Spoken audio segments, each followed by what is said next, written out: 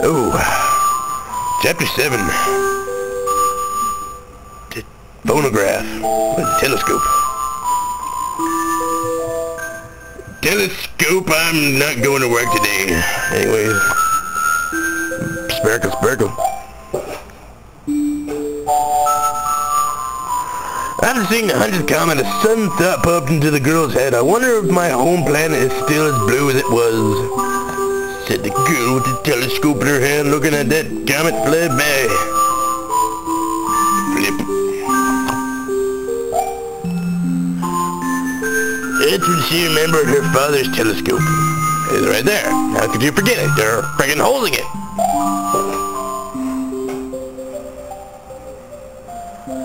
Peeking into the telescope, a tiny blue dot floated into sight. It was smaller than a star, but how strange. It's so very far away, but it feels so close.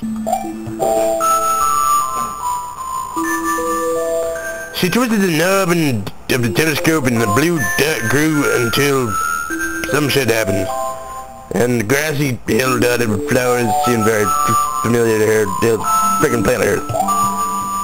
Zooming even closer on the chance and the hill came into view. I used to go stargazing there when I lived on my home planet. But now, you're gazing from the stars onto it? How ironic, thought the little girl. And then she killed herself because she was depressed. Flip page.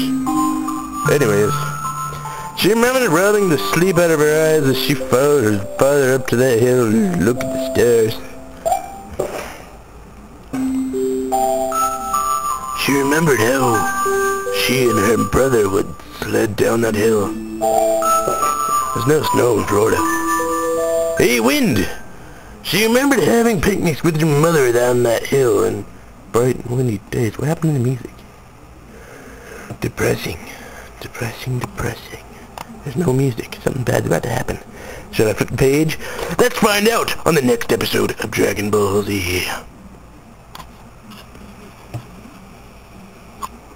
On the last episode of Dragon Ball Z, she remembered having picnics with her mother on that hill, bright and windy days. Should we flip the page? Let's find out. And the music's still silent. Should we flip the page? Let's find out on the next episode of Dragon Ball Z.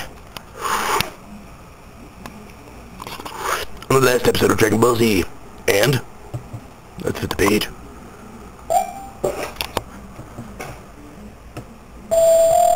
I wanna go home right now. The little girl busted into tears and the Loomis didn't know what to do.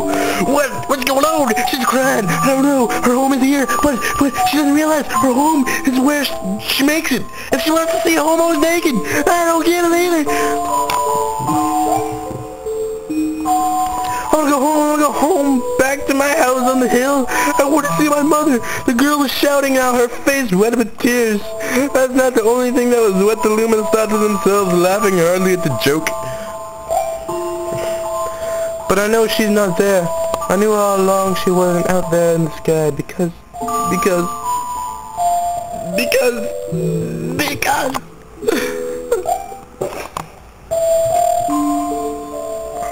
she's sleeping under the tree on the hill.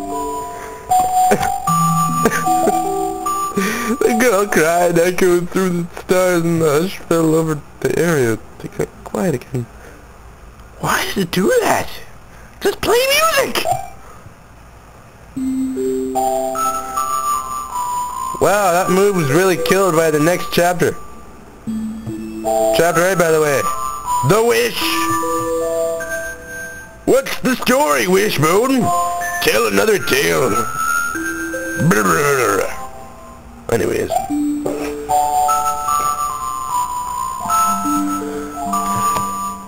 Though usually quite cheery, one day the girl became sad again. Luma drew close and tried to comfort her. "Mama, you still have me," said the Luma, acting desperate for her mother's attention, who was crying because she couldn't pay the bills on the new house. She's in debt, little Luma. You can't fix that with tears or love. Having no home is like having no home, which really sucks. You should have a house and a Nintendo Wii and electricity. It's really fun. You should get this game called Super Mario Galaxy. It's awesome. It has a story inside of it, and guess what? You're in it! That's right, little Luma. You're in it. Yes. Anyways, I'm flipping the page. And don't be sad about your mother, because she's a part of you. That means she's always close by, said the Luma. It's like me. I love Starbits because they remind me of my mama. No, no, the girl said, unable to stop her tears. Flip the page. Look at that happy face! Look at that happy face! It's so happy! It's so happy! Happy, happy, happy. Anyway, a lonely look flickered across Luma's face, but it was soon replaced with a wide grin. "I have an idea. Got another idea. Last time you had an idea. You went off into outer space on a so-called spaceship you had stored in your garage, and you flew off, and you both missed your mamas and started crying and laughing and all that other gay shit. So no more ideas coming from Mr. Luma. Thank you very much. I will transform into a comet and soaring comet did carry you all on this journey." Alright, what the hell?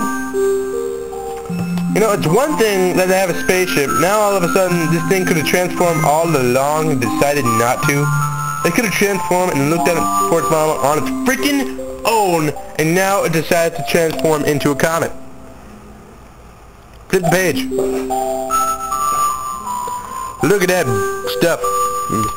With that Luma treading bands of white soared high into the sky and just as quickly started to plummet back down. Kaboom, kablam! The cheapest noises for explosions ever thought of, made in freaking onomatopoeias. The ground shook and the bright light poured out of this crater that the Luma had created. And it made a comet! Look at that! Look at that thing! It's blue! Anyways, the bands of light twisted together to form a comet trio. What can the galaxy be red?